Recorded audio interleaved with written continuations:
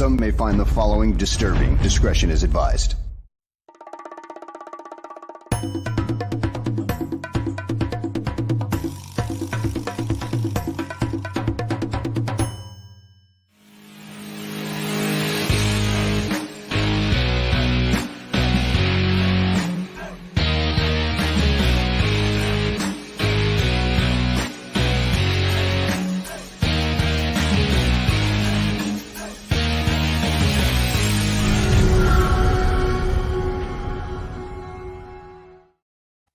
Welcome, everyone, to a fresh edition of GTF, Gabriel Talks Football. My name is Aldo Gandia. A quick programming note, Wednesday on Draft on Tap, we will have from NFL.com, Eric Edholm, who is also a friend of Greg's, and maybe we'll have him on the show too.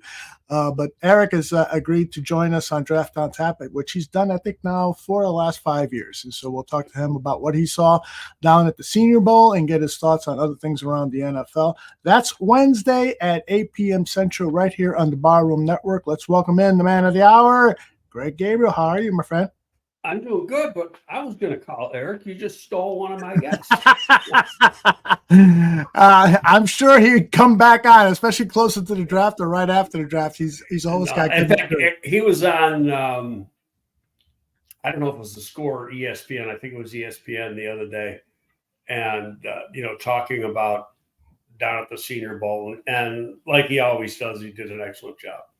Yeah, he's great. He's fantastic. And it's good to see his star rising. I have a feeling that before his career is over, we're going to see him on a regular NFL network show, whether it's on Good Morning Football or one of their many shows, because he's good on camera. He's very knowledgeable and presents himself very well. So good luck to him. Well, we worked together at Pro Football Weekly for that's right, for about 3 years, 2 or 3 years, and he had left someplace, came to Pro Football Weekly, then went to Yahoo, and now is with the NFL Network. So Eric and I are good friends, and he's very, very knowledgeable, and he's got some great sources all over the country. Yeah, he sure does. It's always a pleasure talking with him, as it is with you, my friend. So I want to get some of your thoughts before we start answering questions, because when I turned on this machine about 30 minutes ago, there were already a half dozen questions for you, and I've got about 10 highlighted already. So we'll try to get to as many of those as possible and keep them coming. But I want to talk to you about the recent changes in employment for some people.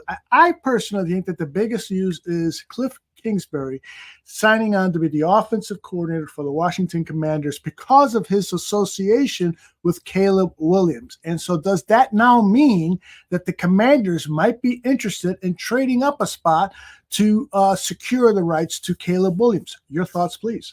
Well, yes, but there's more to it than that. I think that was probably Quinn's number one choice to be the OC. At the time, Kingsbury had accepted the job with the Raiders, but never signed a contract.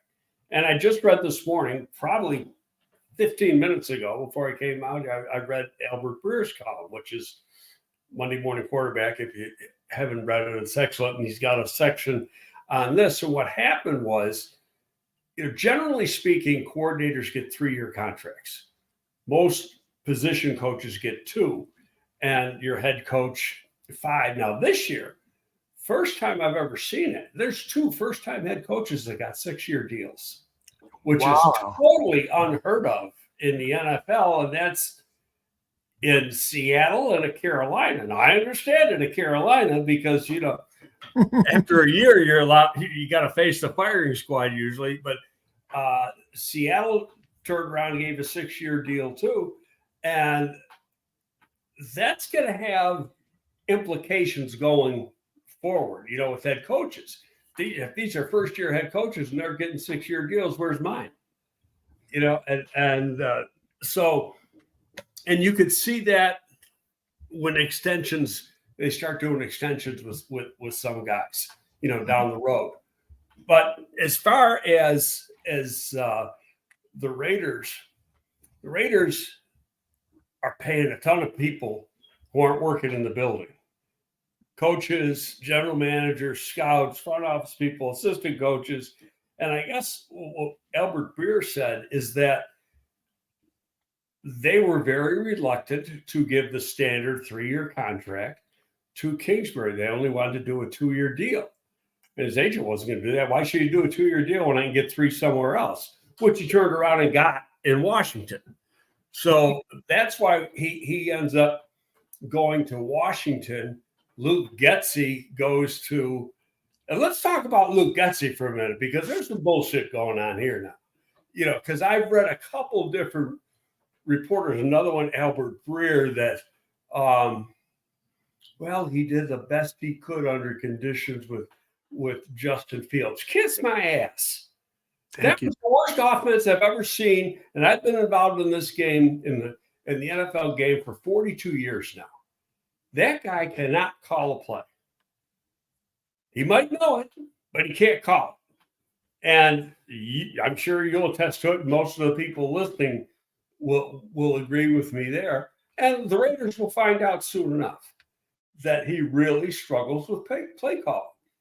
But it just seems like when he's been talking to national people, he's been throwing Fields under the bus. Fascinating. Yeah, I got text immediately over the weekend when the Getsy hire was announced, although I'm sure it'll be official early this week. You know, it's a weird league, Greg, because it seems like some people in the league wear blinders and aren't aware of what's happening in other cities with players and coaching staffs and so forth.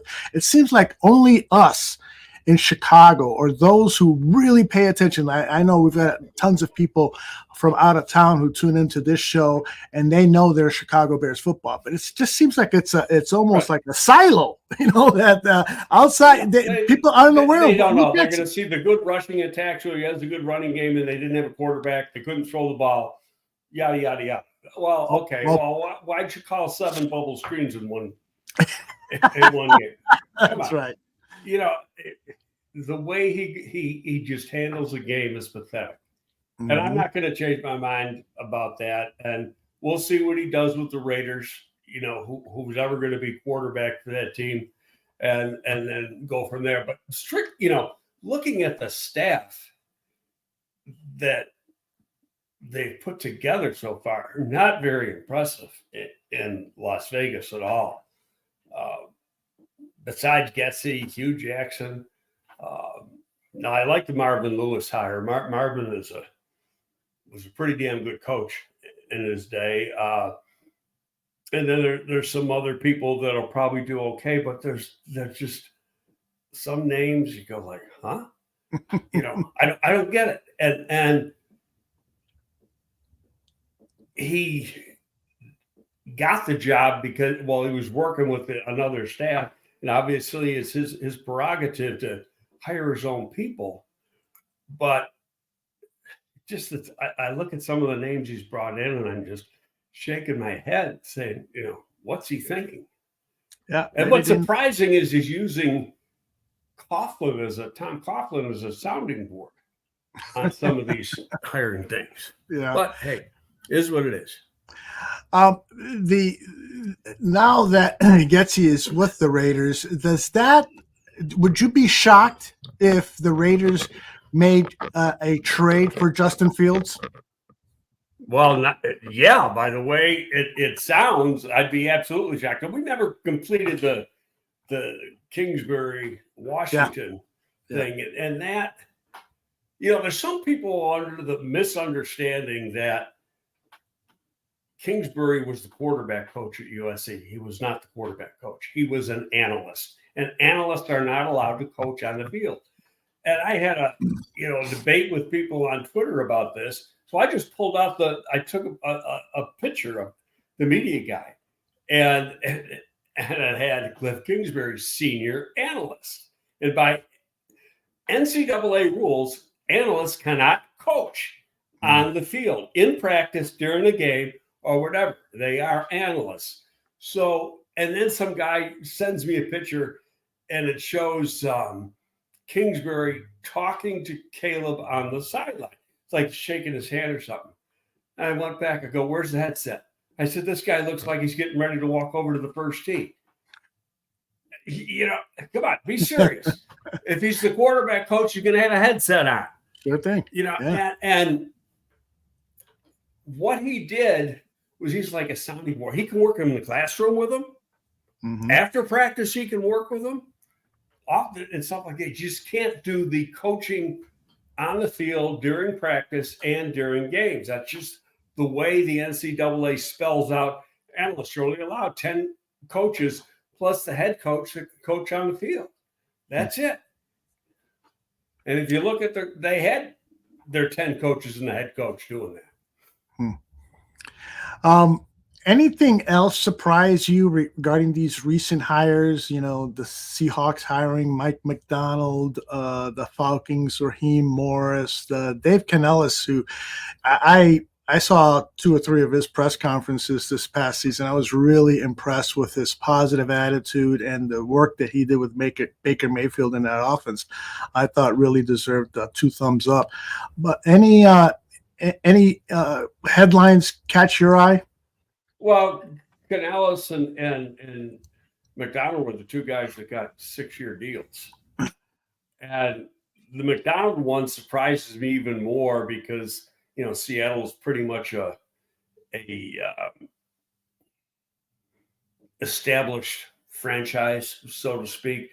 The only thing I can think of is that supposedly, you know, rumor has it that McDonald was really the Commanders' first choice, but Seattle beat him to the punch.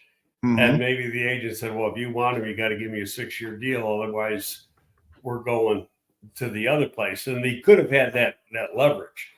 But I just find it kind of amazing that a rookie head coach got a 6-year deal going into the league. But none of the other stuff, I think, is that surprising.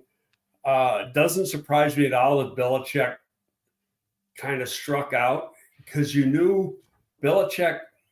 I don't know if I wrote about it, but I don't know if I talked about it. This goes back to after the 92 season. So Parcells quits right after the draft, retires for health reasons, which was bullshit. Like right after the 91 draft. And so it's too late to really go out and try to get a coach. And by league rules, you can't take somebody off anybody's staff after a certain date. And so we elevated Ray Handley, who was the running back coach, to be the head coach, and that was a total disaster. Should have got rid of him after 1 year, but George was like, "I can't fire a guy after 1 year. That's just not fair." But he fired him after 2 years because he saw his mistake. And then the hot name was Denver had just gotten divorced with Dan Reeves. And so we ended up hiring Reeves, but you knew there could be problems because Reeves was like Belichick at New England in that he had total control. Mm-hmm. You know, he had total control on personnel, the 53-man roster trade, everything. So now he's going into a place where we got an established general manager in George Young, an established scouting department run by Tom Boyster. And it's like, how is he going to work with people after he's been totally in charge? Mm-hmm. And he said, "Don't worry, I can do it. I just want to coach." And for the first draft, which is only a few months after he got hired and stuff, he was fine. Okay, but then the war started, especially when you start, you know, cutting down the roster at the end of training camp, and then the next year, the next couple of years of the draft, our meetings were just wars. It was a battle zone. It was us against them. And, you know, we had and I'm not lying either. This is an absolute truth. We spent a day and a half arguing over Simeon Rice. Oh, a day and a half over one freaking player. Have I ever told you that story? I think our first year together, yes, I think you did. Why don't you share it with everybody? Well, we had the 4th pick in that draft. He ended up going 3rd, I think, but we didn't get him. And that was the Keyshawn Johnson draft. Mm-hmm. And we had the 4th pick, and there was Keyshawn, or we had the 5th pick. There was Keyshawn, Hardy, the other defensive end from Illinois, Simeon Rice, and then the UCLA tackle was in the Hall of Fame. What the hell's his name? It was Baltimore took him. So those are the top 4, and they went top 4. Jonathan Ogden. Yes, we were hoping that somebody would come in and take somebody else, and that's a whole nother story about that. But anyway, the scouting department as a whole had Simeon Rice as the guy. I had gone out and worked him out. We had this thing we called the box that us and 3 other teams used, and it was kind of it's obsolete now, but back then it was a very relevant tool to use to compare players. But anyway, Dan Reese was adamant Simeon Rice couldn't play. And this was, so we watched tape and everything else. And you're watching tape and you see what you want to see, and basically it was Tom Boysher who ran the scouting department and Reese fighting, and we're just listening. And it was like, a 15-round heavyweight fight that lasted literally a day and a half.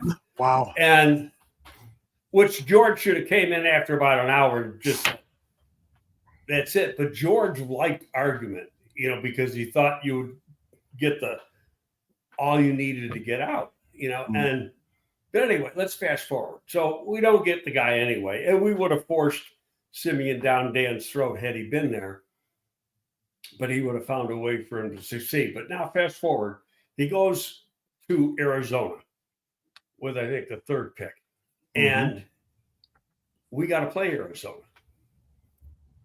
Pete Van Gurion was the offensive line coach at the time. He's coaching, I think, in the UFL now. He can't coach in the NFL. He's got Parkinson's disease, and it disables him, but he's a very knowledgeable offensive line coach, one of the better offensive line coaches I've been around. But anyway, this is Monday of game week. So Monday you start to put the game plan together. And so it's Monday afternoon. Pete goes into Dan and said, Dan, we got to have somebody help and block this guy, either a tight end or a back chip on him. And Reeves is furious. MF's the coach completely. It's like, the story gets better.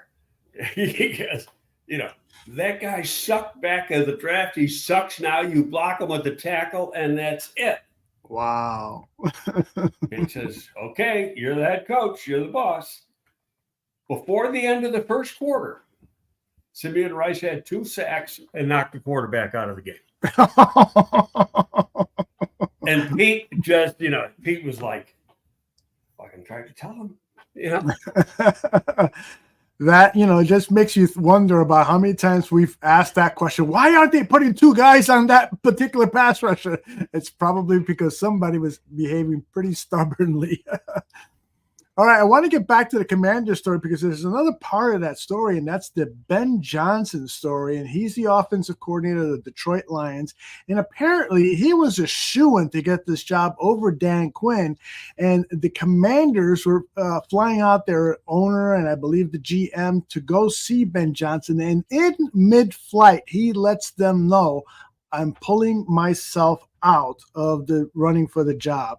So my question to you is this guy leaving a bad taste on NFL owners? Because he did the same thing last year. He pulled out of jobs where he looked to be a hire. Now, some people are saying that he realized he wasn't ready for it yet, and perhaps he's realizing he's still not ready, or some people are just saying he is playing games with these owners because he's trying to drive up his value. What do you think? Well, supposedly he had a price way up here. And for a rookie coach to demand that is ludicrous because he's got no skins on the wall. Right. And so he might think, I don't know who his agent is. And obviously we're not there, so we don't know the whole story. Whereas Paul Harvey said the rest of the story. But it's, there's something missing. And they weren't going in there necessarily to hire him. They were doing a final interview, really, and then make a decision from there. But it's just weird how the whole thing played out. To me, whenever you see a guy pull out, and more times than not, it's because he knows he's not going to get the job. And that's a face-saving measure. I'm going to say no to you before you say no to me, and then, I look better. And, you can use, we don't know exactly what happened with Sanjay Lyle, but, he pulled his name out of consideration for the Bears wide receiver job. Well, have you seen him hired anywhere else yet? And he may, but he hasn't, so right. Was he really the front runner for the job? And they're never going to tell us that. They're going to say when they announce all these guys formally and that this was our number one guy, whether he was or he wasn't, but that's what they're going to say. But I want to go back one to the Caleb thing. So, because I started to say Kingsbury worked with him, but he wasn't his quote quarterback coach. Right. And he knows him well. Could they go all out? Could that have been a ploy to get Kingsbury? We're going to get you Caleb. Well, that's what Arizona had to do to get Kingsbury 4 years ago with 5 years ago or whatever with Kyler Murray. Right. So it could be, but it also puts them in a position where even though it's only a one move, one slot move, which, it's a 400-point move, but you're going to pay a premium. But now you might, if that's the case, they put themselves in the position to pay even a bigger premium. Okay. Now, talk about that further, because who the hell knows what's going to happen? We don't know. I mean, I know what I'd do if I was sitting there and I, let those feelings out, but I'm not making the final decision. But, word out of the Senior Bowl, they're sold on Caleb. That's the guy they want. Okay. Do you really think they're going to say anything different? Come on now. No, we don't want him. Okay, well then we'll give you a 5th round pick to make it. You got to, in order to keep the price high or make it higher than what should be, then you've got to, that's our guy. And maybe it is. We're going to find that, which brings up another interesting scenario. And I was thinking about this earlier today. One of the things that has nothing to do with the quarterback could be how they spend their money in free agency. They only got X amount of dollars. Right now, they're $46 million available. Now, the official cap total or cap figure hasn't been given yet, but on the estimates, it's about 46. It'll probably be a little bit more if you end up cutting Whitehair, depending if you do it post June 1st or right away. That's going to be anywhere from $10 to $13 million more. If they do something with Jackson, that's going to give you even more money. So they're going to have plenty of money to pretty much, do what they want. But how they do it? Do they go out and spend a lot of money on another receiver? Do they go out and spend a lot of money on another defensive end or something like that? Well, all of a sudden, if they're giving out a couple really big contracts, to me, and that says, well, we ain't paying the guy who's playing quarterback right now, because you can just tell by the way they're doing the deals and how much money they're going to have left. It is a fascinating part of the football year with so much that we don't know. And as Greg has famously said, it is the lying season. So don't believe anyone.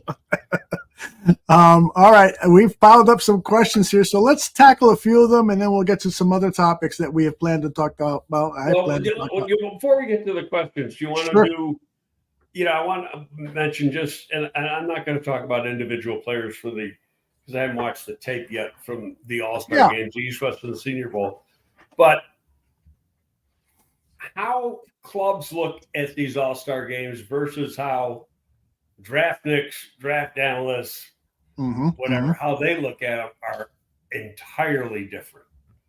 Okay, I was telling you before we came on, there was a tweet by the Draft Network that Wilson, the receiver from Michigan, is climbing up draft boards because of his strong week at the Senior Bowl. Bullshit. It doesn't work that way. An all-star game might count 5% of your total grade. And you've already got what counts the most is what they did in the fall. Okay, you come to an all-star game, and in many cases, not in many cases, in all cases, they haven't played football. For some, it's been a few weeks. For some, it's been as much as 2 months. Okay, but they have been training, but they've been training for the combine. And not doing necessarily football drills, but working on bench press, vertical jump, long jump, all the stuff that gets them ready to have a strong workout in another 3 weeks or 3.5 weeks at Indy. So you go in and you're rusty.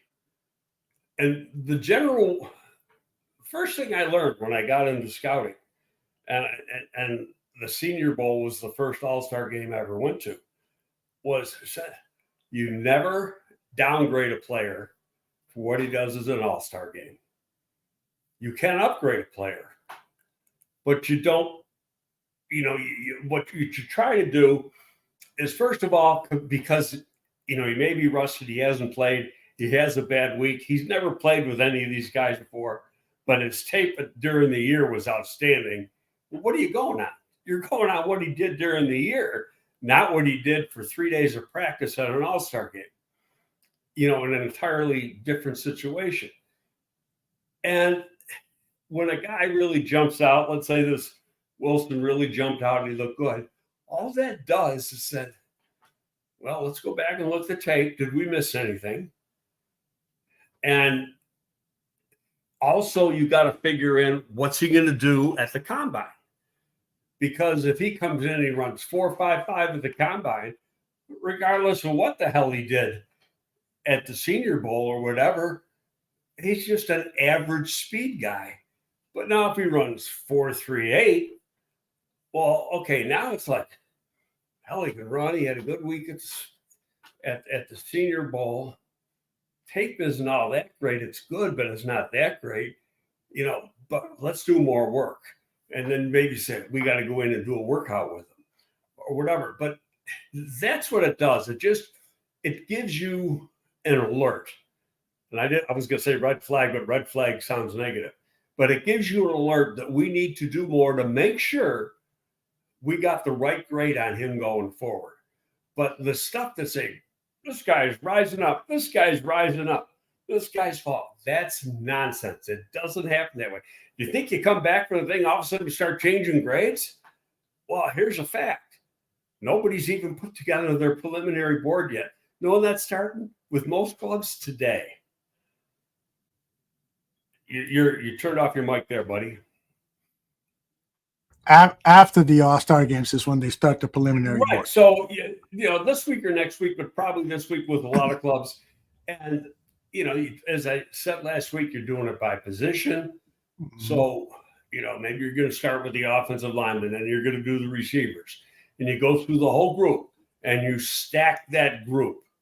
You get done with that group, go on to the next one, stack one. But you don't stack the the whole group best to worst, just position best to worst. Mm-hmm. Does that make sense how I said that? Yeah. So your number one guy, your number two guy, your number three guy in the draft, that is not done this early. That's not done till February, until you got all the information. So people at the Senior Bowl say, oh, Bears are going to take Caleb. They haven't even sat down and talked to him yet. Okay, so one step at a time. Maybe they are, but they didn't make that decision yet. Yeah. Okay, it's impossible to make that decision right now because you don't have all the answers. And if they decide we're taking a quarterback, they will do I guarantee it's going to happen. They're going to do a private workout with all the top quarterbacks. They're going to bring each one in on that 30 visit. And then they're going to sort through it and say, this is the guy we want. And if it's somebody other than the perceived top player in the draft, that gives you another reason to trade out. So, Poles is down in Mobile. He brushes shoulders with a GM from another team.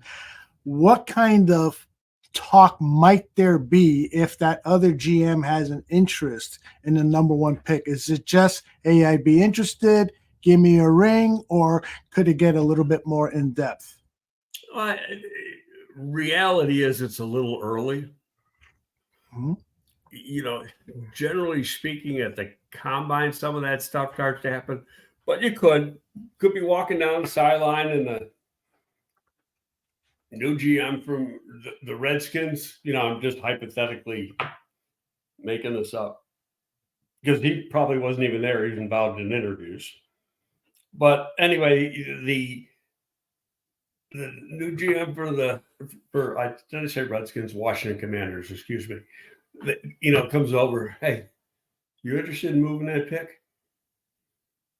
Poles would go, if it's me, I don't know, it might be. Hadn't made that decision yet. Hit me up later. So and then, you're not committing to anything. Sure. But you're knowing that he's got some interest. Here's the thing, generally speaking, the guy who makes the first call is the guy in position of weakness. Mm-hmm. Okay, so Poles calls, I want to move this pick. Yeah, well, if you want to move the pick, I'm not going to give you a whole lot more.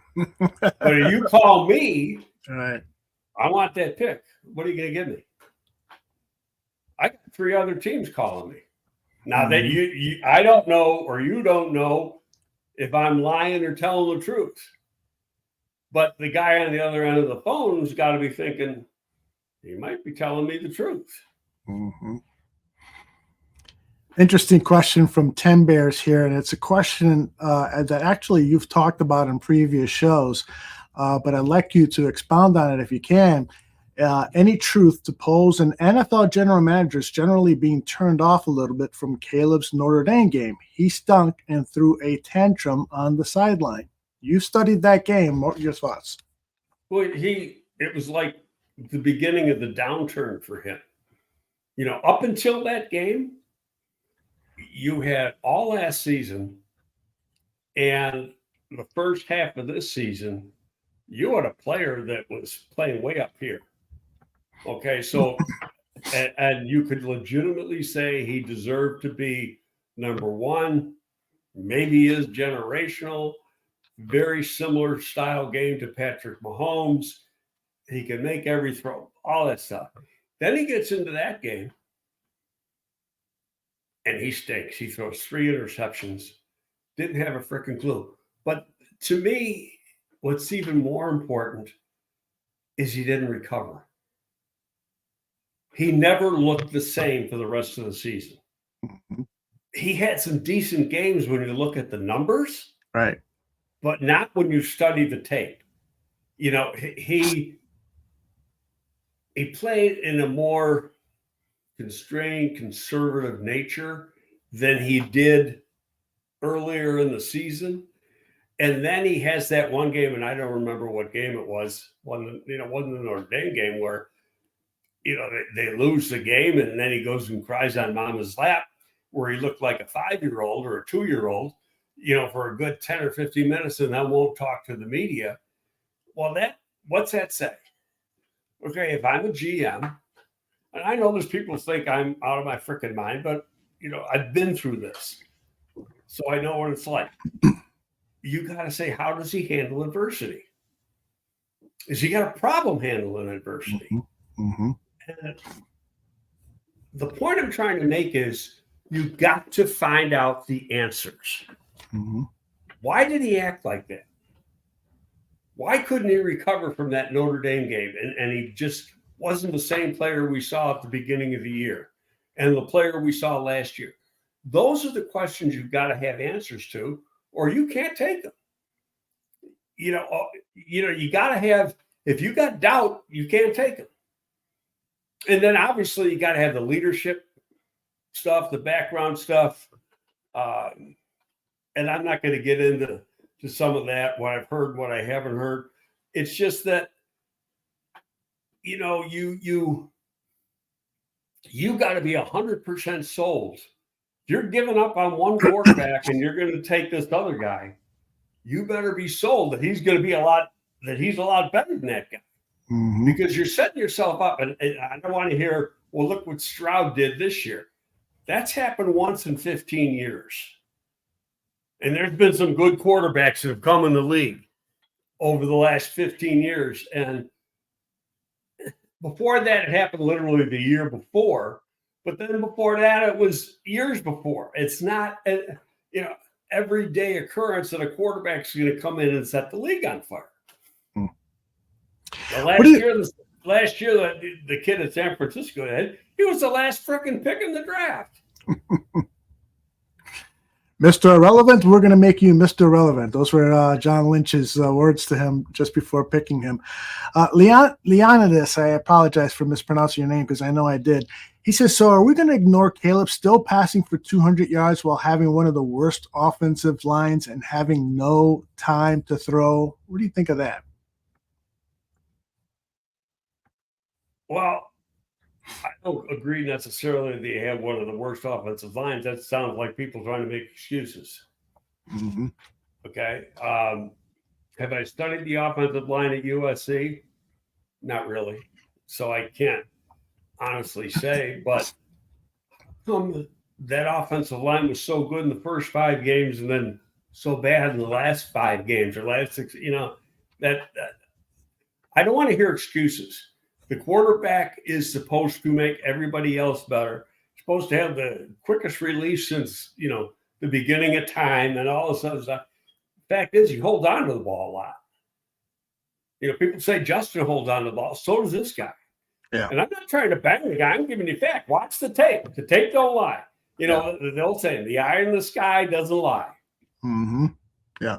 It's funny, too, because Danny Shimon has been doing some work on Caleb, and he sent me a couple of clips and saying people say that Justin Fields misses wide open receivers down the field. Take a look at these clips, and there's some clips of guys going right down the middle of the field, and I'm saying nobody near the guy, and Caleb misses them. Now, I've learned over the past year listening to you and Coach T that sometimes you miss those wide receivers because they were perhaps the third receiver in the progression. You just never got there. So you have to account for that. That's but true. Nevertheless, it's a little concerning. As good as your vision is, sometimes it's not that good. Exactly. You could see a guy. Perfect example. Last night, did you watch any of the Pro Bowl games? I saw highlights. That's it. Okay. Well, the guy who saved the game, by the way, was Jalen Johnson.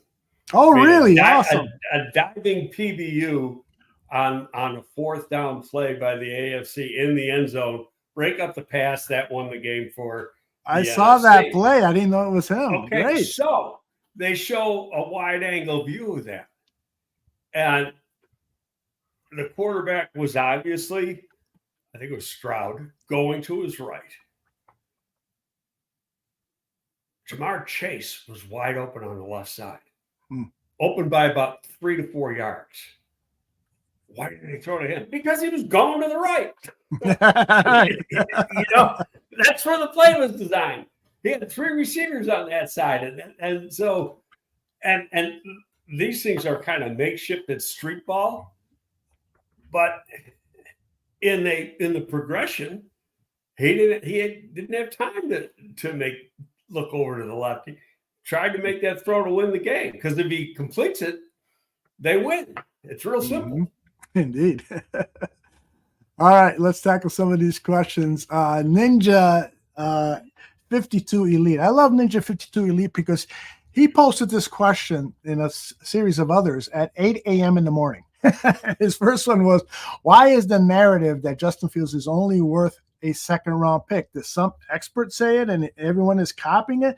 Justin outrushed Michael Vick 2 years ago. No way he should be traded for just a second-round pick. So at this point of his career and what he has produced, his resume, what is Justin Fields worth? And I know it depends. It depends on the team that you're dealing with, a high second round, low second round, high first, that kind of stuff. But what are your overall thoughts on the trade value of a Justin Fields? I'm going to give you an answer that sounds sort of stupid. Know what he's worth? No. The highest pick you can get. I love it. I got to remember that when my wife and I are discussing certain things. It's like, a guy gets a contract for X amount of dollars. He isn't worth that money. Why isn't he? That's what somebody just paid him. Mm-hmm. That's what he's worth. So he's worth whatever you can swing in a deal. And the price goes up when you got more than one team making the call to make that deal. Mm-hmm. So you got to have a market. If you got no market, the price is lower. Okay. Well, that makes perfect sense to me. And I got to tell you, this one just popped up and caught my eye. Is that why you're rubbing it? my gosh, Greg, I had the worst stomach flu this weekend. So if I look like I just crawled out of bed, it's because I just crawled out of bed. Don't pass that, through the airwaves to me. Yeah, no way. This whole comparison of Caleb with Patrick Mahomes is just so out of hand. And from the get-go, it was just stupid for anyone. The first person who made that comparison with Patrick Mahomes should be lined up against the wall and shot, figuratively, not literally. It's just that, Patrick Mahomes was picked 10th in the 2017 NFL draft. No one knew Patrick Mahomes was going to be Patrick Mahomes. I'm going to tell you a story. Lee Steinberg was I think Lee is still his agent now, but Lee was his agent when he was coming out. And, I've known Lee for years. And he asked me, now this goes back probably a month to 6 weeks before the draft. And he sends me a text, where do you think? And I said, I think he's probably 15 to 20, somewhere in that range. And he goes, yeah, that's what I'm thinking. And he goes, and maybe as low as 25. His freaking agent thought that. Wow. Okay. So, number one, I think he only had one winning season at Texas Tech. I think you're correct on that. Yes. Okay. And it might have been a winning season by one game. That was one of the things that makes me going back to Kingsbury. Kingsbury's got, the best quarterback in the world right now, supposedly, and he couldn't win with him in college. What makes Kingsbury so freaking great? Of course, if you've ever been to Texas Tech, that's a hard place to recruit. I've been to Lubbock, and Lubbock is... It's not a fun town. Out in Western Texas, I got caught in a dust storm there. And I don't know if you ever heard about the West Texas dust storms, but I'm driving to Lubbock. It's in the spring. And so I don't remember if I'm on an interstate or just like a 4-lane road or something, but you could see the thing coming, maybe 10 miles away, where it was, sun was shining, not a cloud in the sky, and then all of a sudden there was this like wall of brown. And you just said, "Holy shit, this way!" And then you're in it for miles, and you can't see. Oh God! I mean, you got to slow down to like 10 miles an hour because you can't see a thing. It's really crazy. Then they got these darn things down in Texas. If you hit it at the right time, I think they call them love bugs or something. Oh no! Yeah, it's a swarm of bugs. Yeah, but your car looks like it got machine gunned by these things. I mean, just going out for a couple hours on the highway, you got to get your car washed like twice a day. And it's the ugliest things because they're just smashed all over your car. And I remember my buddy who lives in Houston, he goes, "Yeah, it's love bug season." And he goes, "This is what happens every year." Just some weird stuff happens down there. Well, I read yesterday that those of us who have backyards, this season is going to be terrible with cicadas. There's a swarm of 2 different species of cicadas that are coming at about the same time, late April and May. And so the noise that they're going to make is about as loud as a chainsaw. So be prepared for that. Okay. My dog ought to like that. Oh, does he chase cicadas around, or he doesn't chase cicadas, but he's going to hear that he's going to be. Oh, poor guy. Yeah. And so Ninja asked a question about who stood out in the Senior Bowl. Ninja, we'll get to that in the next show or the one after that. Ciron Glover says, "Hello, Greg and Aldo. How do teams use prospect evaluations for next year's draft to make decisions on this year's draft? For example, have you done an evaluation on a quarterback or quarterbacks in 2025 that could factor in keeping JF1?" I think that's a great question because a lot of people use that as an argument to keep Justin Fields. Well, we could, if we trade for more draft picks, then we could draft one in 2025.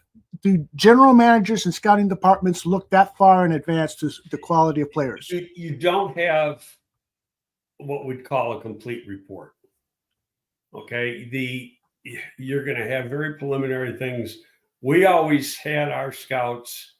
If you see a guy, an underclassman that you think is going to be a top player, just give me a rough, more than one liner, but and with quarterbacks, we wanted, start writing him as a freshman if you have to, if he's playing, because we'll want like a running report to see if he continues in an upward cycle or is going like this or whatever.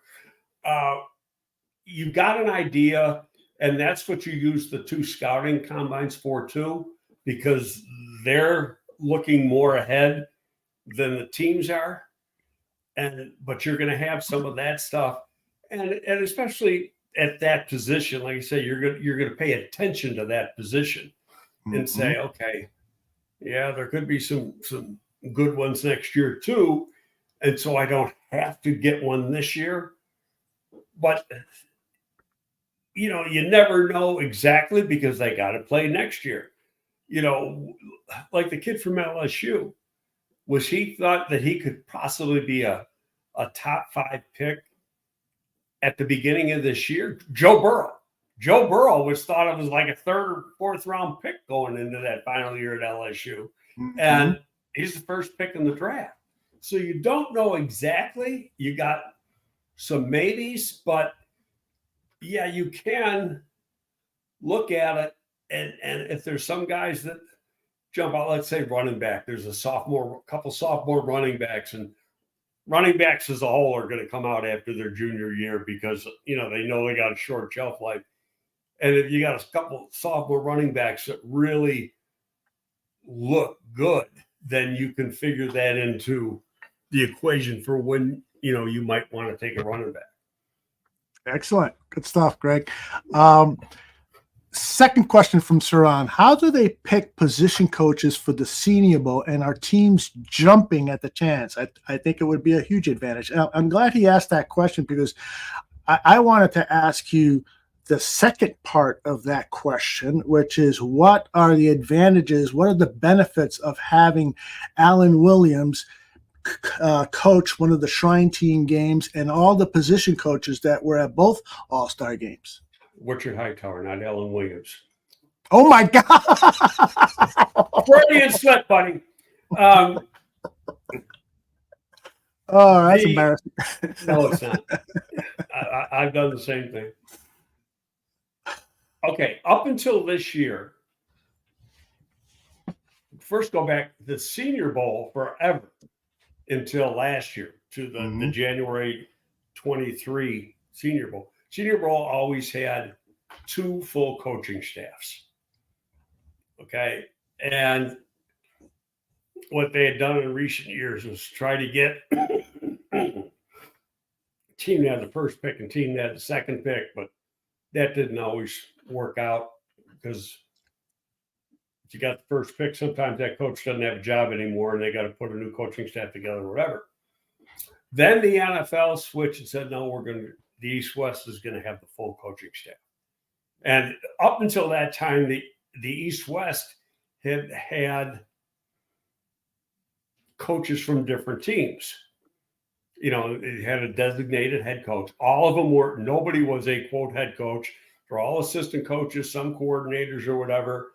A lot of minorities because you want to give them, you know, the exposure because you have general managers and stuff at these games. And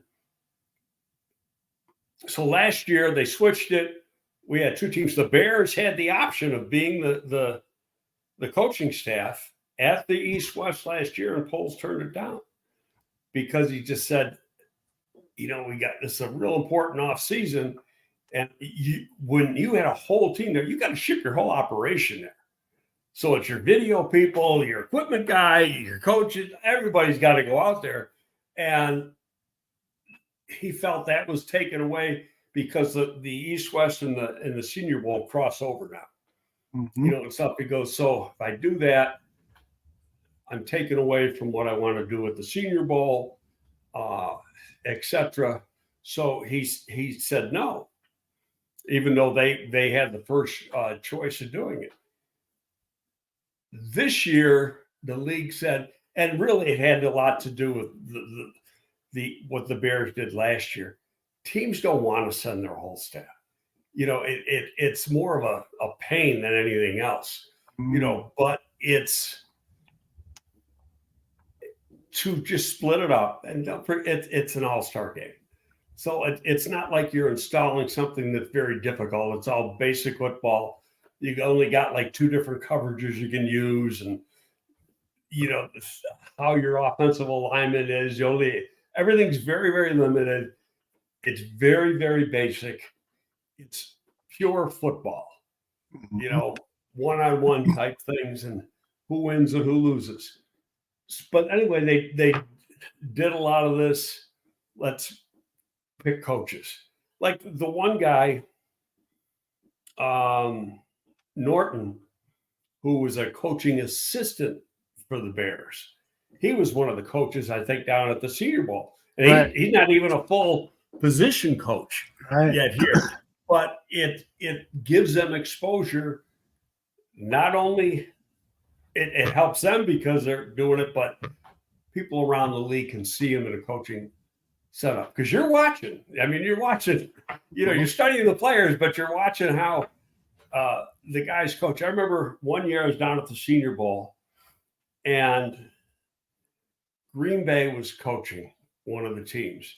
And their line coach was, you know, the offensive line coaches had a group called the Mushroom Club. And it was, you know, all the offensive line coaches in the league. And this guy was supposed to be coaching the offensive line, but he kept looking at his buddies because all of the offensive line coaches are together. You know, like, yeah, see, how do you like how I did that drill? You know, it was like it was kind of funny the way that he was playing into his group instead of really paying attention to what the hell he was doing. Oh, man. You know, regarding the All-Star games, FFG Style has a question that I agree with this premise. Trench players can make a good name for themselves. He says great for themselves at these All-Star games. I think, of all the position groups that I think, and I'm not going to say jump up the board because you told us at the beginning of the show that just doesn't happen, but they can really get people, particularly small college players, when you have a Division II player lining up against a Division I player, if that guy plays good, then all of a sudden they could maybe jump up the board a bit, right? The FCS guys, the Division II guys, they're the exception. Okay. Because you are seeing them against quality competition, supposedly quality competition that they weren't playing against in college.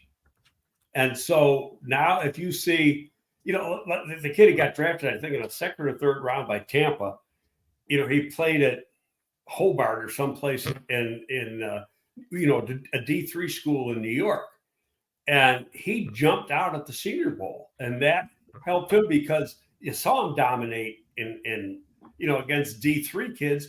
But he's playing against 6 foot, 6'1", 260, 270 pound guys in D3 versus real men at a Power 5 school.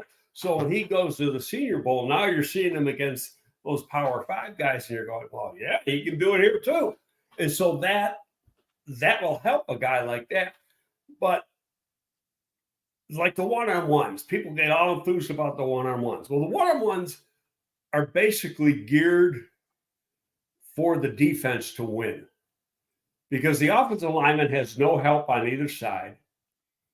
And he's backing up, trying to block where the other guy's going forward and can have in his mind exactly what he's going to do. So the defensive man's got an advantage. And like I say, there's no help. Like you don't have the guard to pass him off to or a tight end to pass him off to or whatever. And so you got to take all that into consideration. But if you see like an offensive lineman dominate I'll give you an example. One of the guys, that Guyton guy. Yeah. From Oklahoma, who had some pretty strong play in the one-on-ones. Okay, I did some tape on him off of last year and maybe the first game of this year. He was terrible. Absolutely terrible.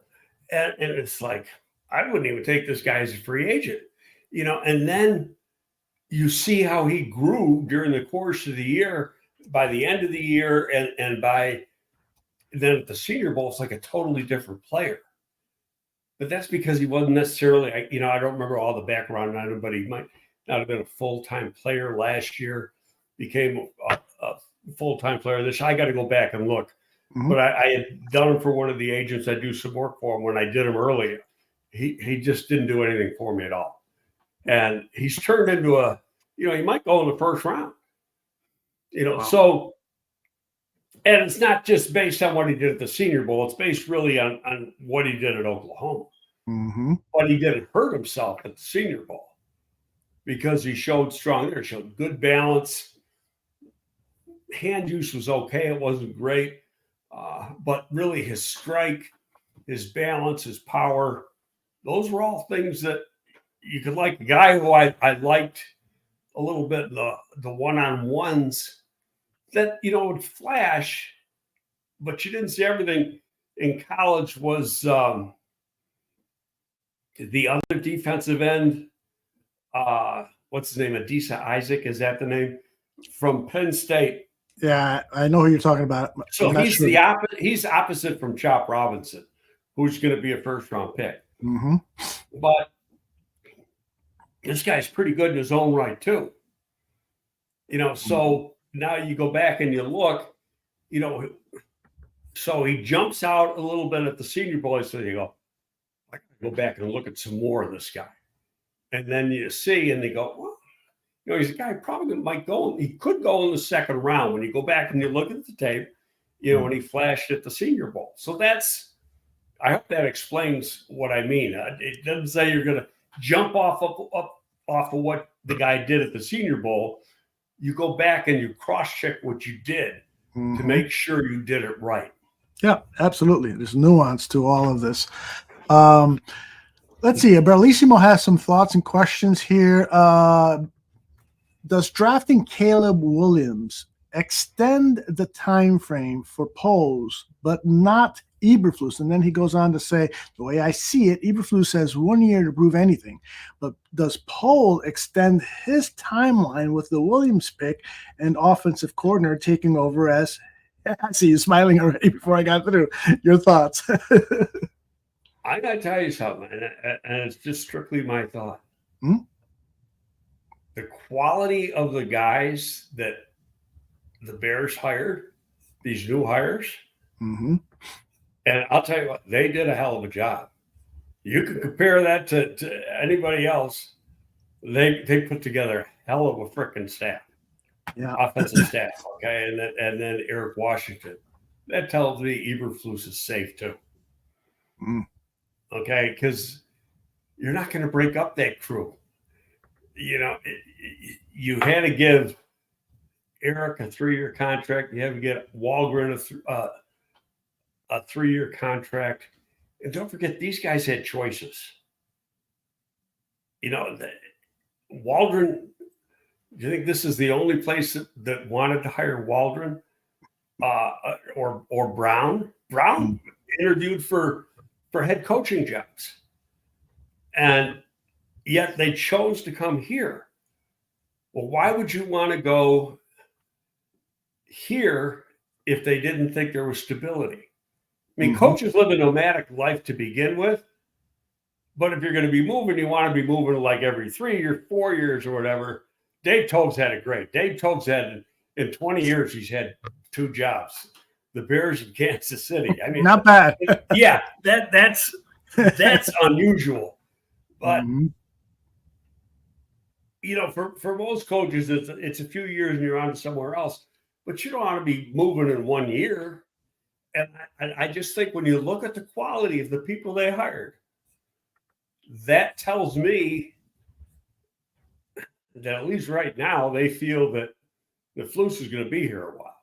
Yeah. Well, and I got to tell you, I think, you know, when you look at the roster and when you look at the assets that General Manager Ryan Poles has, meaning the draft picks and the salary cap, this is a very attractive job if you're a coordinator, an offensive coordinator, or a defensive coordinator. They've got things to work with here, and it's not like they're going to a team, and I won't mention a team, but you know, it's not like they're going to a team that you look at the roster and go, oh my gosh, it's going to be tough. You know, like the Bears roster 2 years ago. Yeah. That was tough. Yeah. All right. Well, I want to say one other thing about Caleb, and then we can move on. Shane Waldron, Brown, Joseph. So you got your passing game coordinator, your quarterback coach, and your offensive coordinator. Probably the 3 most important guys in the evaluating of a quarterback. I guarantee you they haven't done shit yet on Justin Fields. When have they had time? They got hired. Yeah. They went down to the Senior Bowl. Good point. Today is probably the first day in the office. Not today, it's tomorrow. And that's when they're going to start attacking that. They're going to say, look, you know, and then they're going to make a decision.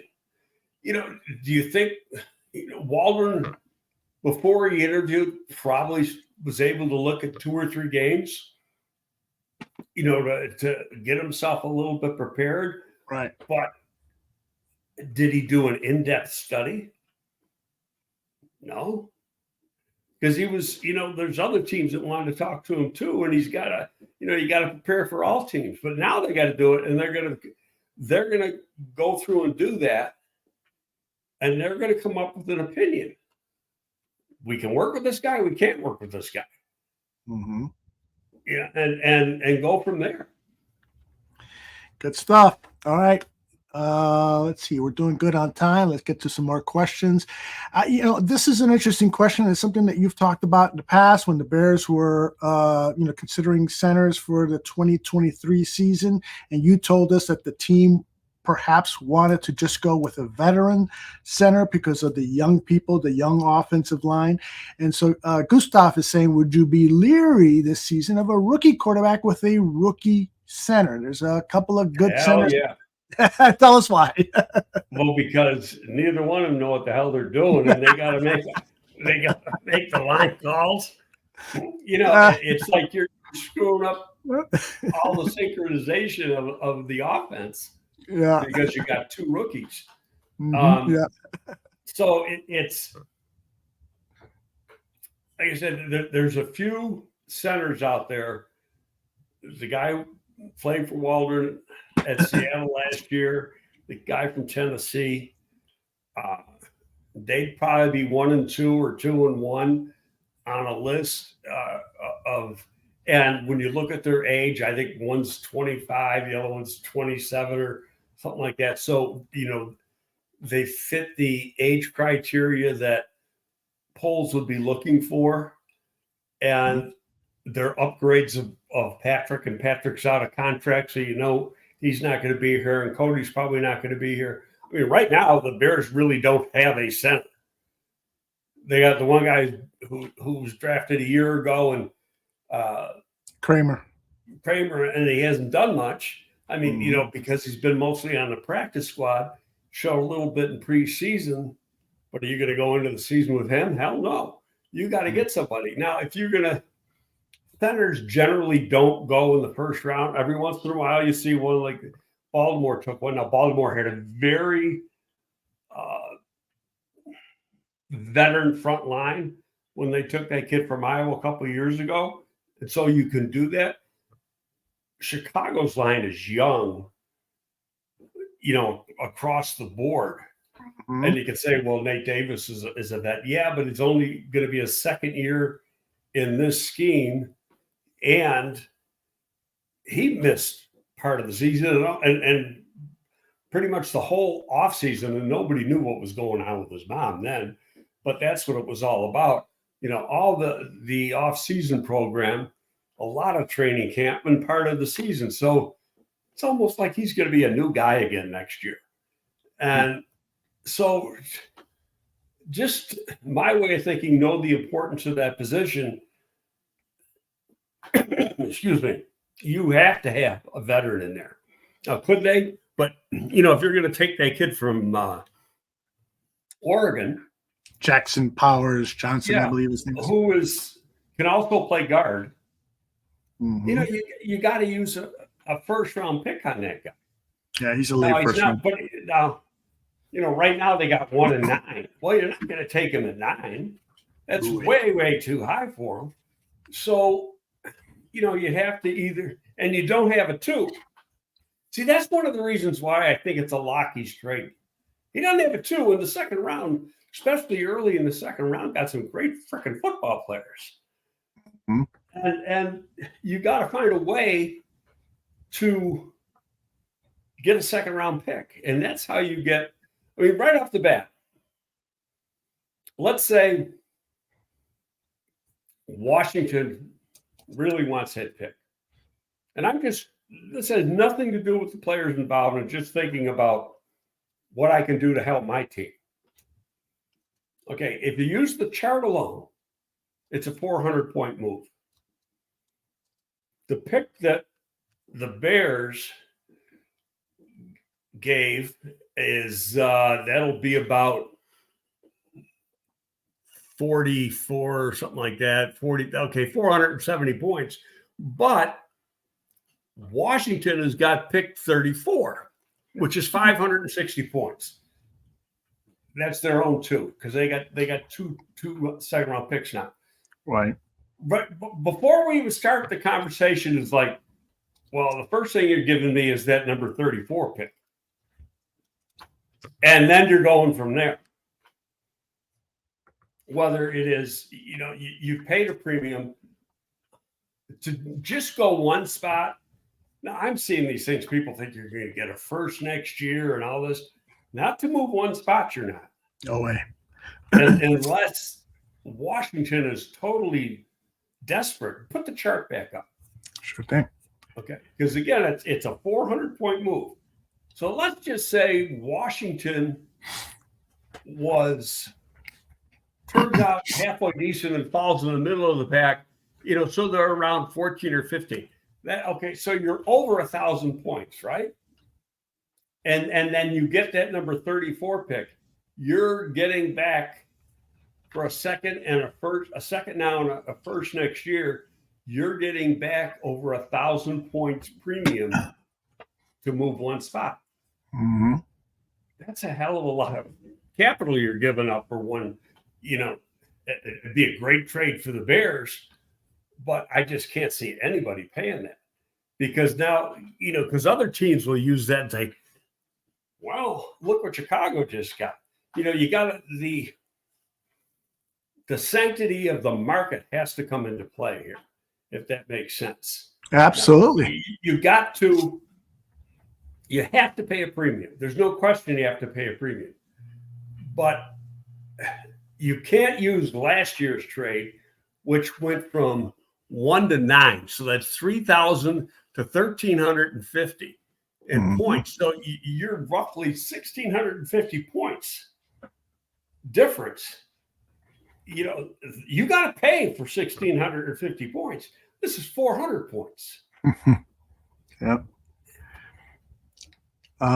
This chart, which was devised originally by, was it Jimmy Johnson?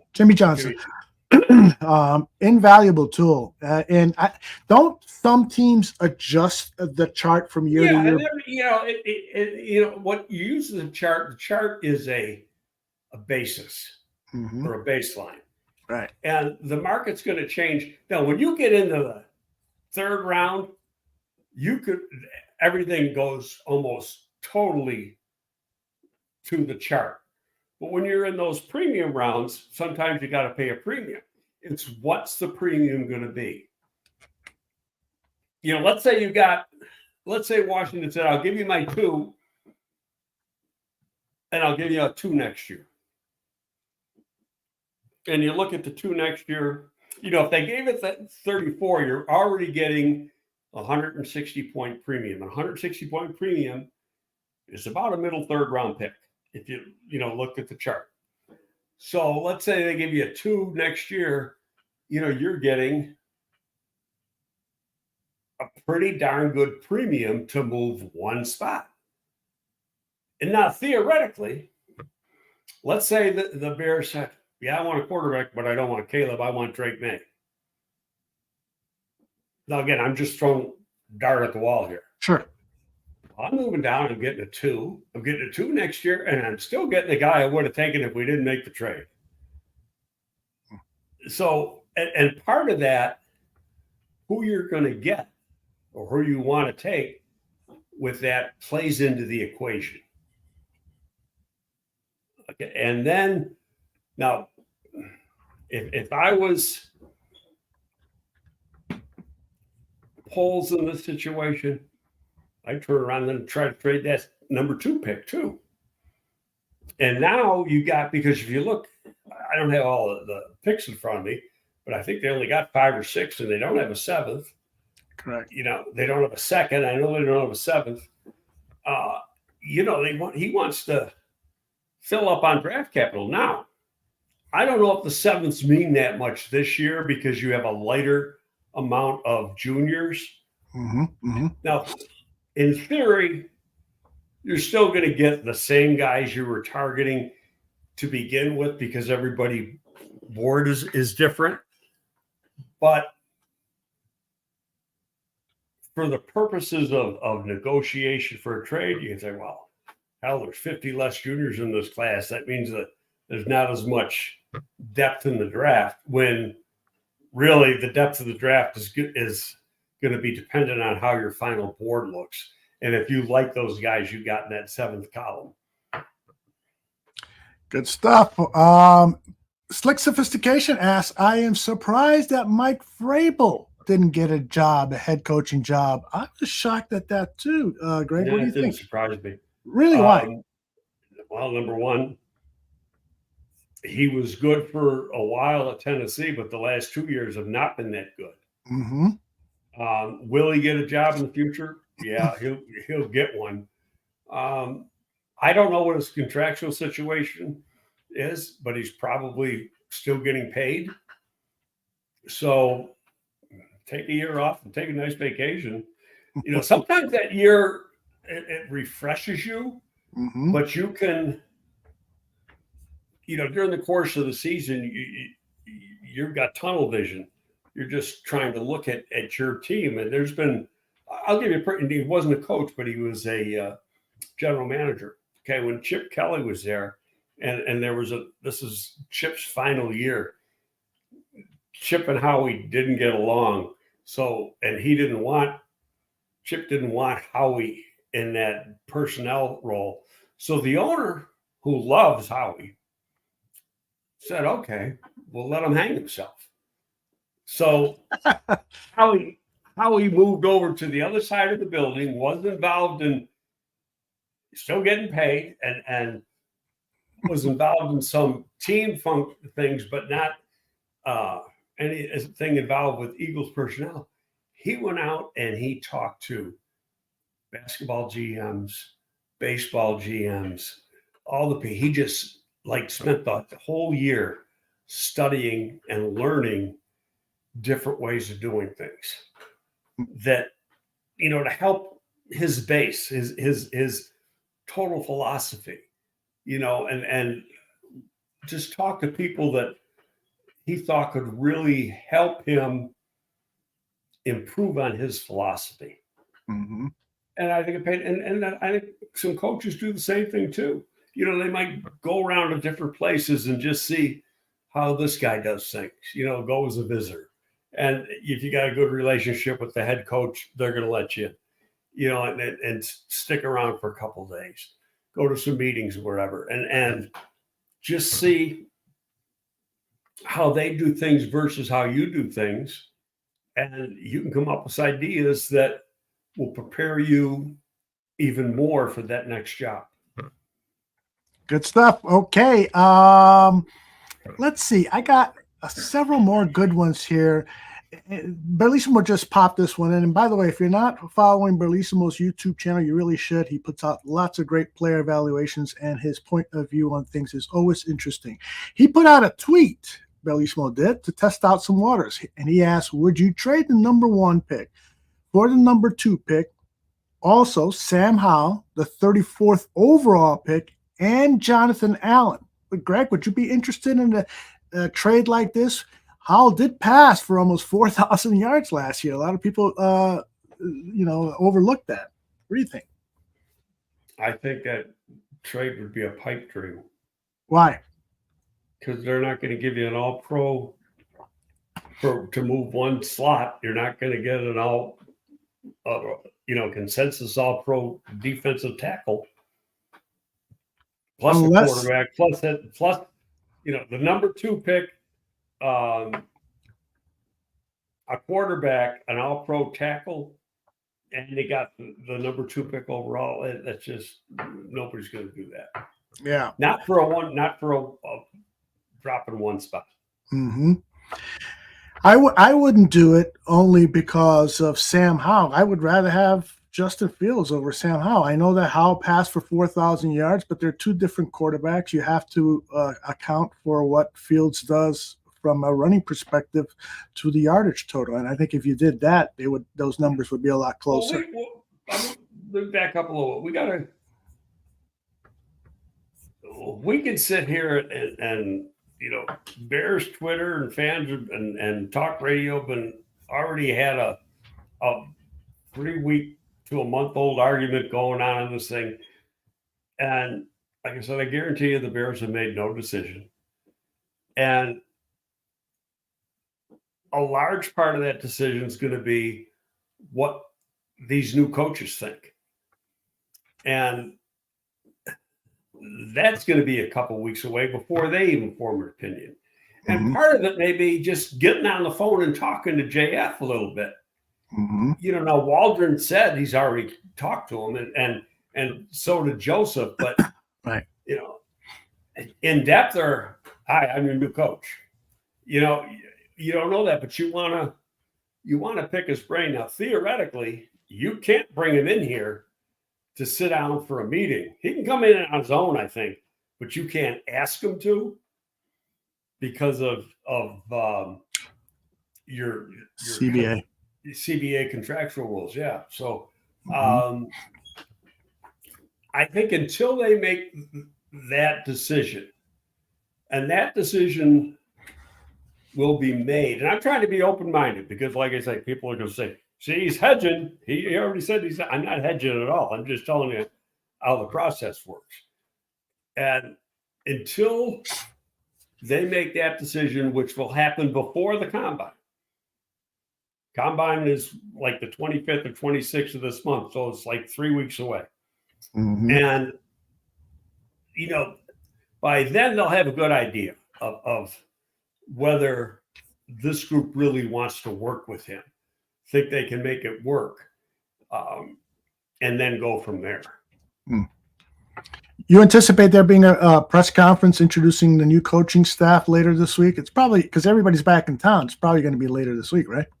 I don't know if they had all the coaches involved, but I would think that you're going to have the coordinators. Yeah. Okay. Washington and Waldron at the least, and maybe all of them. Maybe you're going to have Waldron and Washington one day, and maybe Brown because he's passing game coordinator, and then the other guys to a lesser extent at another time. I don't recall if they've done that for assistants before, but for the coordinators, they'll do something because, and darn well that when Waldron gets up there, 98.9% of the questions are going to be about JF because they're going to try to see if it fits in with their scenario or their narrative or whatever, and then go from there and try to, cherry pick his answer and read into his answer. And,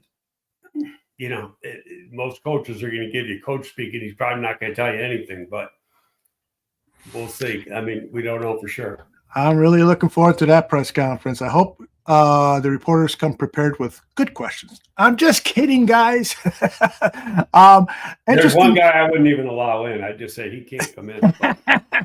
I know his initials, but I'm not going to say them. Fathead has a thought that has been running through my mind.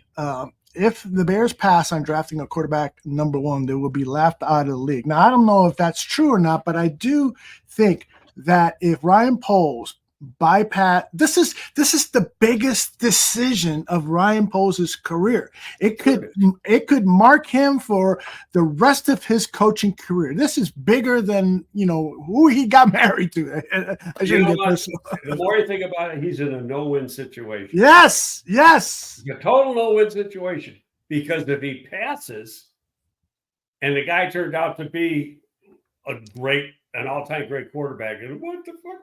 Okay, so that's the one thing. But what if he takes him and he's a bust? Right. And Justin goes somewhere and has a pretty good career. So it's like, how do I win here? The only way he wins is if he takes him and he has a great career. Indeed. By the way, Swift Sports Network has a new video coming out at 1 o'clock Central, 2 o'clock Eastern, I believe he said. And he was down at the Senior Bowl this week, so I'm really looking forward to that. Everybody should tune into the Swift Sports Network and also tune into Nomad Network. They've been a number of their show hosts and producers have been gracious enough to join us today, as well as Bears Country Podcast. Kudos to all the work you guys are doing. Some places to eat down there. I wonder if he went to any of them. Well, he's in the chat room. I'm sure he will let us know. While he's writing his... Did you go to any of those places? I hope he did. Or he was probably editing in the hotel room and eating McDonald's or something like that. I got a question here from... I wanted to ask you this. Flex Diggs says Bears Brass saw 6-year deals coming for coaches and said, we'll keep our guy. Nobody beats Flus 15 times in a row. But what I wanted to ask regarding this is, it seems like the Bears are the only organization not revealing the length of contracts to their GMs and head coaches. Am I wrong there? And what are your overall thoughts? I mean, I grew up in a world where it was impolite to ask how much money do you make? Money, your financial, but that's been blown out of the water for years now.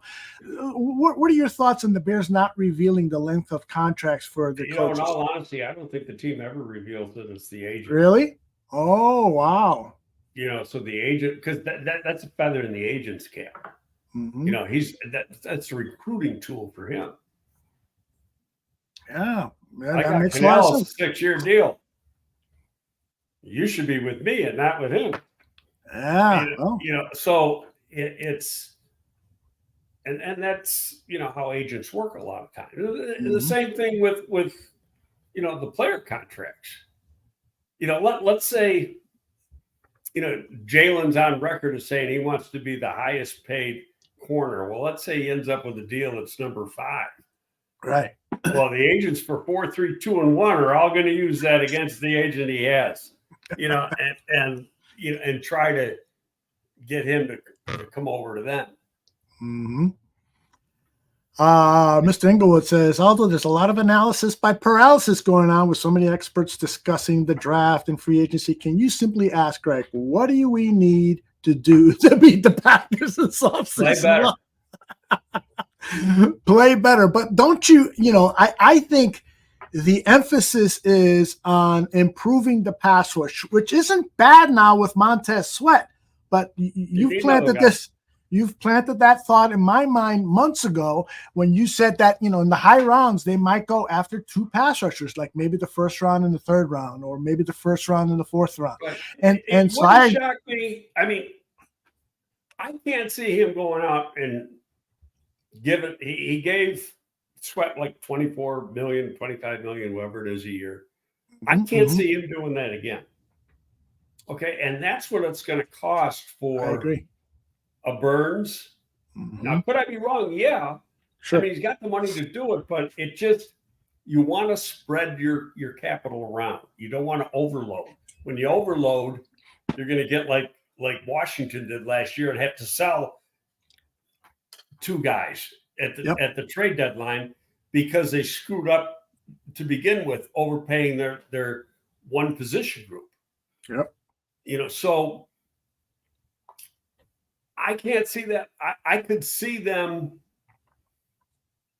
like bringing Ngakoue back on a similar deal. Mm-hmm. Okay. And on a 1-year deal and then drafting a guy. Right. And I'm just throwing out Ngakoue. There could be somebody out there they like better. People bring up what's the guy's name for Buffalo, who's actually a local kid. He was a 2nd round, Epineza, who's a 2nd round pick of the Bills. To me, Epineza is just a guy. Yeah. And I watched, he's a backup for Buffalo. He's a 2nd round pick, plays in the rotation. He's a decent rotational player, but I'm not going to give him any money. Mm-hmm. Mm-hmm. Yep, I agree. I agree with you 100% on that one. I do think that if the Bears were to make a splash signing at defensive end, I wouldn't be dejected by it, of course, but it would create concern that we might be headed down the same road as Ryan Pace, where he overspends to try to get success too quickly and deviates from the plan of rebuilding a team for sustainable success, where you want 10, 11, 12, 13 victories every season. And if you are going to pin all that much money on one position group, it's a dangerous thing to do. The other thing that concerns me is that if you sign a free agent of that kind of money, then it basically signals to everyone, we're drafting a quarterback, because we're not going to be saving money for Justin Fields' $50 million contract in 2025. And you're right, which is what I said earlier. And they've got to do something at wide receiver. Yep. Because reality is there's one on the team right now. Yep. And, I mean, there's one that you could say is a legitimate NFL receiver, and that's DJ Moore. Be interesting to see what these new coaches feel about Mooney. Going back, looking at Mooney's first 2 years versus the last 2 years, Why the drop off? And I think that's why they made a coaching change, because the development of that group as a whole has been non-existent. And you can throw Chase Claypool into that. We talked about that, I think, last week. Mm-hmm. You know, nobody has developed from inside. DJ Moore was a known Pro Bowl type wide receiver when they got him, and he continued to play that way. But nobody else has done anything worth the beans, you know, since that guy, the former receiver coach, Doug Tolbert, was here or came here. So they made a change. Mm-hmm. You know, but they got to draft a guy. There's no question about that. They got to get a vet too. But okay, so people think, well, you got to spend, you got to get Brian Burns, and then you got to go out and get somebody else that's going to cost you 17, 18 million or 20 million or whatever the hell it is. I can't see that happening. I could see them spending 10, 11 or something like that. I just, knowing how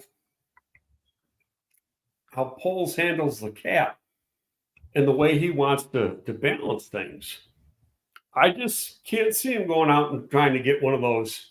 He's already got DJ at that. He's probably going to use a high pick on a guy, but he's got to get somebody else. Right. You're basically, in essence, you want to draft a young defensive end and a young wide receiver to be the successors to DJ Moore and to Montez Sweat. And they'll play 2, 3, 4 years together. But eventually, those salaries are going to be replaced. DJ Moore's salary is going to go to that second year, the second contract for that wide receiver, and that second contract for Montez Sweat, second contract with the Bears, will go to this pass rusher. Is how I kind of see the Bears building the team. And when you look at the ages of the players, that makes sense. Yeah. Yep. Important question here. As I've started to study a little bit of Shane Waldron's offense, I see a lot of two tight end formation sets. So obviously they're not going to, I think you and I agree on this, a lot of people in the chat might not, they're not going to draft Brock Bowers. There's no way they're going to spend a first round pick on a tight end. So out of the free agency, that's a luxury pick. Yeah.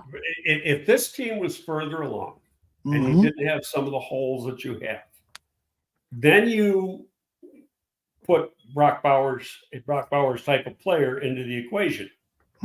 But as this team sits now, he's a luxury because, like it or not, he's number 2 tight end here.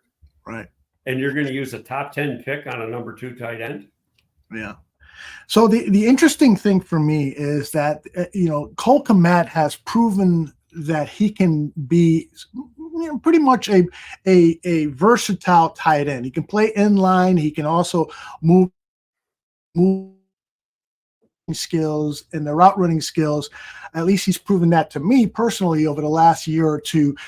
And so that gives an opportunity for the Bears to pick up the best available tight end and work him and Cole Kmet into the offense with their individual skills. So I got the list from Spotrac of the top tight ends available. I'm not going to put it up on the screen. I will just read these names out. And if you say stop when you hear a name that you might want to say. I'm going to say one name that is already here. Okay. Because we talked about that. And that's one of the problems I had with Getsy is Tanyan had some big years right before he came here. Yeah. Yeah. So what happened to him? He's still a young guy. He is. Let me see his age. What happened? That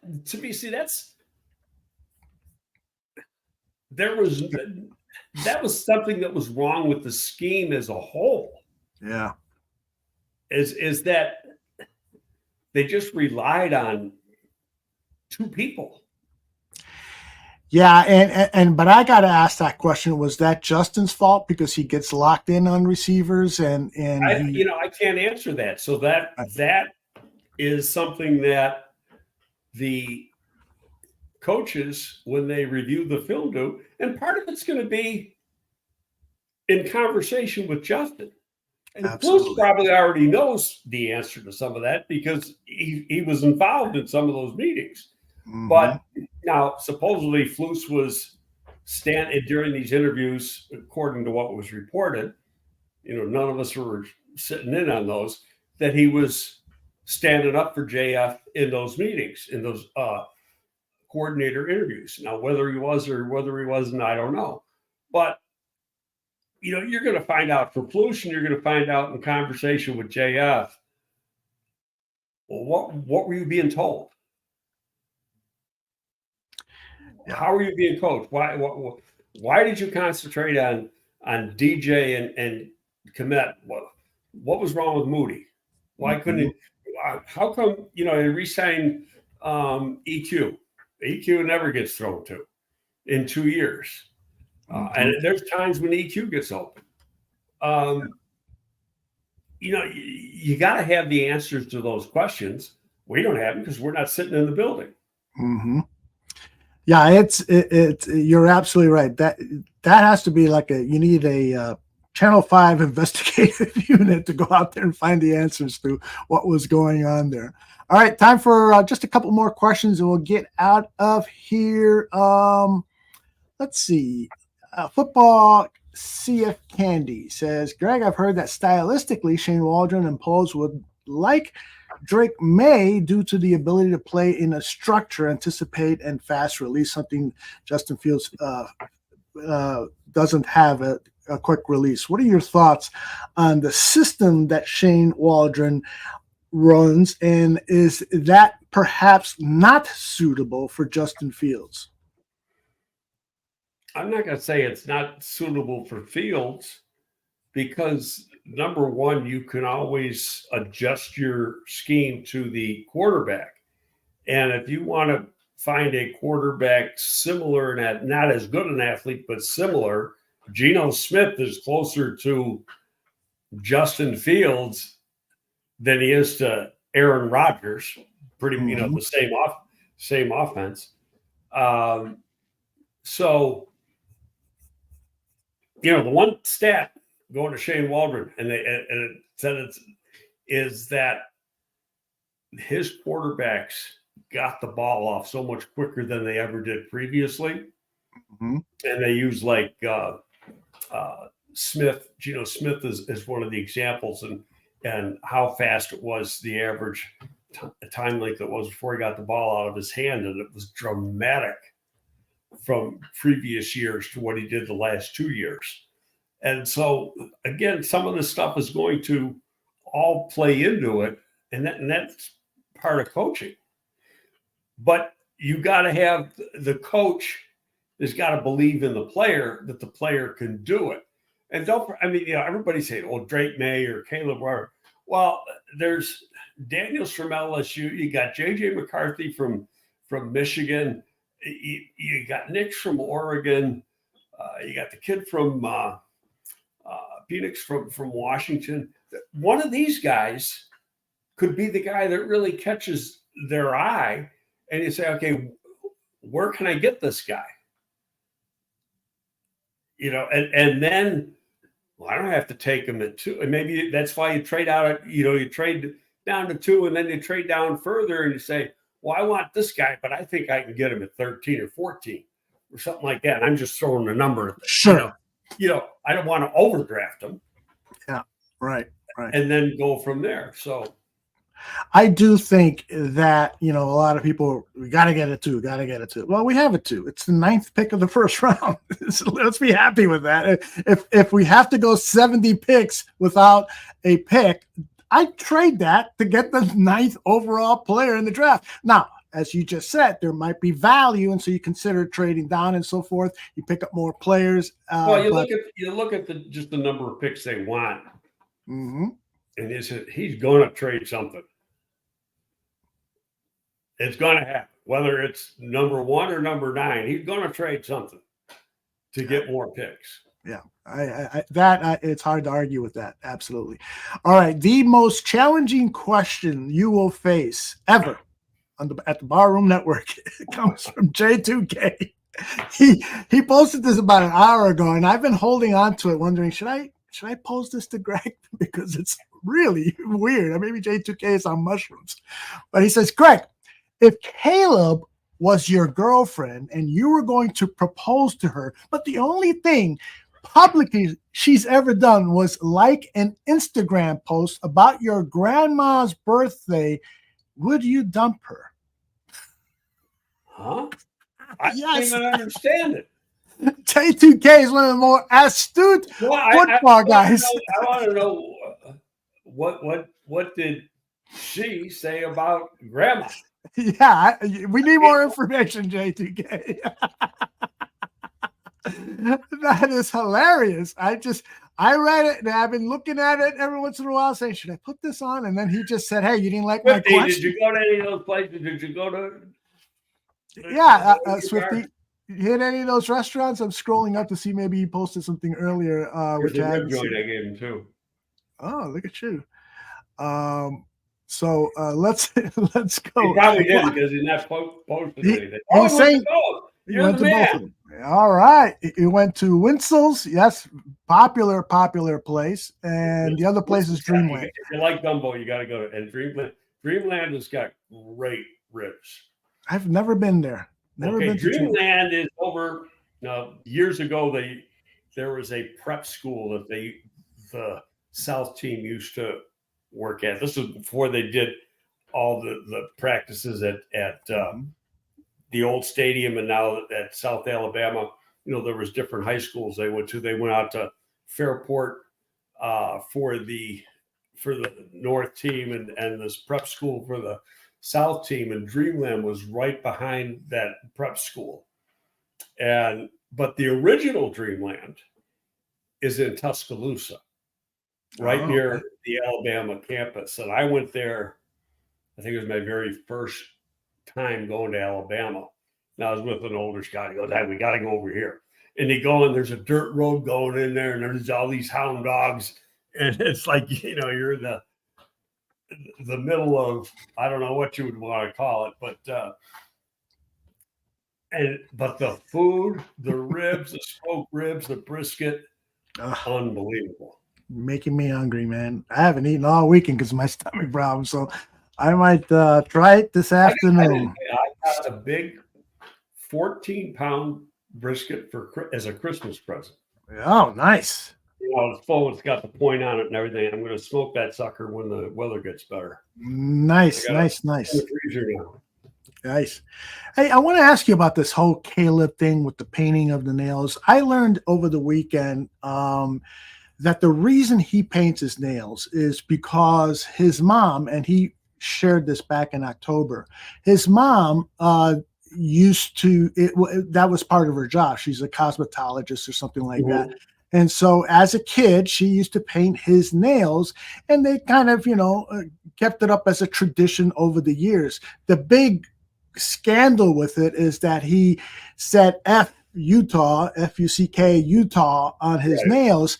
But I don't know if this issue with him painting his nails, that shouldn't be a big deal to NFL general managers, right? I don't think that's the least of your worries. Yeah. Yes, it's him crying on his mom's shoulder for 30 minutes after a game. That's an issue. That's a psychiatric help. I'm just kidding. All right. Anything else you want to say before we pull the plug on this episode? No, but let's stay on. We got to do some planning here. Yeah. Do you want to tease any of the potential guests that we've got in the hamper? Yeah, we can tease. I had some text conversations with two guys. Now, they're not going to be in the next 2 weeks. Okay. One could be before the combine, but probably after. The other one's definitely after the combine. Okay. But we're going to have Daniel Jeremiah on, and we're going to have Dane Brugler on separate times. And what we're going to do is kind of debate 3 or 4 players, and do it, because DJ's done it a million times, like I have, where he's been in a scout meeting room and you're going over players in debate, and one guy's got one opinion, another guy. So we're going to pick players where there is a difference of opinion. Love it. between DJ and myself. Okay. And just so you can hear it, and then there would be, the guy who's the GM or the scouting director or whatever would make a final decision, and you're going to have more than 2 reports anyway. But I just want to do that so you can get an idea that it's not, with any team in the league, it's not one person's opinion. It's a collective opinion of everybody who has seen the guy, starting with the scouts, going up to the scouting director, player personnel director, general manager, the coaching staff. Could be the position coach and the coordinator, whatever, on the coaching staff that did them. And so there's a lot of different opinions. And generally speaking, the grade isn't going to be as high as the best grade or as low as the worst grade, but somewhere in the middle. And no, you don't average them out, but you got to have the right grade for you and be in a position, especially if it's a guy you want, that it's a guy that you have graded accordingly so that you can get them in that area. That's going to be fascinating. Somebody in the chat just said, what about Jerry Angelo? Yeah, Jerry's going to come on, but Jerry, I think Jerry hasn't, he doesn't know what the Bears are doing now. You might have seen him two games all year, if that. Mm-hmm. What I want to do with Jerry is talk about, because I hammer it, but he's like the Godfather, the football character and stuff, and things like that, and creating a philosophy and team building, and good, not individual players, right? Because frankly, he doesn't study them like he did when he was doing it professionally. Yeah. And so I will ask people in the chat when we get Jerry Angelo on, let's throw questions out that are more about the process of scouting players and the process of getting prepared for the draft than asking him about, the right tackle out of UCLA or whatever it is. Yeah, so I can tell you right now, he's not going to be, he might be familiar with some of them. Last year, at around this time, or maybe combine time, or a little bit after, we're talking, and he goes, "Well, you got to take that guy from Georgia, right?" But it was, before the trade was made or everything, and just based on the little bit he had seen and the talent and the weaknesses of the Bears, but he doesn't have all the information, right. When you're sitting in there, he doesn't have anywhere near as much as the information as I have right now, because he's just not doing it. Jerry's doing what I should be doing, enjoying life. Yes. But I like doing it. Well, I'd be an old man if I wasn't doing it. Well, we could tell that you're having a good time doing this, and we're having a good time listening to you, and really appreciate all your expertise. Which reminds me, I owe you some money. Those $2 are on their way. It's a gratuity, IRS. That's all. It's a thank you. Oh, just kidding, people. Don't call the federal authorities on us. I think that's it for today, Greg. Yeah, I think so. Well, another hour and 45. Yeah, almost an hour and 50 minutes. So thank you, everyone in the chat room. Really appreciate it. There is no Bear Their Souls tomorrow night. We're going to try to reschedule for Thursday. And we've got Draft on Tap on Wednesday, Mac and Reed also on Wednesday, and hockey and baseball talk Wednesday and Thursday. And there's lots of other things. Just subscribe to the Barroom Network on YouTube, and you'll get a listing of all of our programs. What time is your thing on Wednesday? Wednesday, Draft on Tap is 8 p.m. with Eric at home. That's right. I may. You want to pop in? If I can. I don't know what my bride has planned. All right. I'll send her some flowers. The next day I know is a very big day for her, so I don't know what she's got, because that's the 8th, and I don't know what she's got planned. So okay, we'll figure it out. All right, sir. I appreciate that. And again, everyone in the chat, Appreciate you very much. We'll see you all very soon. Bye-bye. See you later. Stay.